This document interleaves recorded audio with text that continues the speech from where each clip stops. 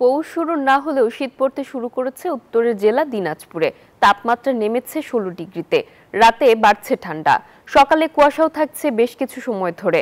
আবহাওয়া অফিস বলছে চলতি মাসের শেষ ভাগে এই অঞ্চলে শীতের তীব্রতা বাড়বে।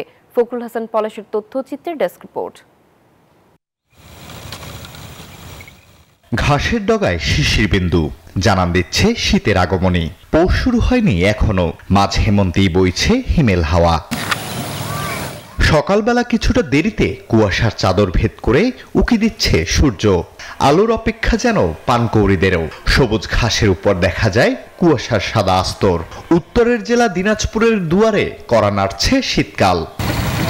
এক্সট্রিম মশার কয়েল প্ল্যান্ট ফাইবার দিয়ে তৈরি, তাই সহজে ভাঙে না, সুগন্ধিযুক্ত ও নিরবিচ্ছিন্নভাবে জ্বলে। ডেঙ্গু, চিকুনগুনিয়া বাহি সহ যে কোনো মশার বিরুদ্ধে দেয় এক্সট্রিম সুরক্ষা। হিমালয়ের পাদদেশে হওয়ায় এই জেলায় শীতের প্রভাব অনেকটাই বেশি থাকে। এখনই সন্ধ্যা থেকে কিছুটা তাপমাত্রা কমতে শুরু করে এবং রাতে ভালোই শীত অনুভব হয়। কয়েকদিন থেকে শীতের প্রভাবটা একটু বেশি মনে হচ্ছে।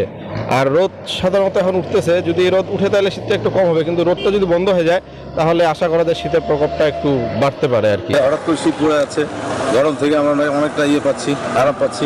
তবে শীত এলেই কষ্ট বাড়ে খেটে খাওয়া মানুষের। পায়ের ব্যথা, সব শরীরের ব্যথা, জ্বর আসি যায় ঠান্ডায়। ঠান্ডা পড়লে সমস্যা হয়, খুব ঠান্ডা লাগে, শীত লাগে। শীত কালকে থেকে একটু বাড়ছে, আজকে একটু বেশি শীত।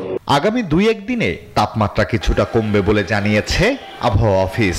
রবিবার দিনাজপুর জেলায় সর্বনিম্ন তাপমাত্রা রেকর্ড করা হয়েছে 17.7 ডিগ্রি সেলসিয়াস, যা চলতি সময় এ পর্যন্ত এটি এ জেলার সর্বনিম্ন তাপমাত্রা।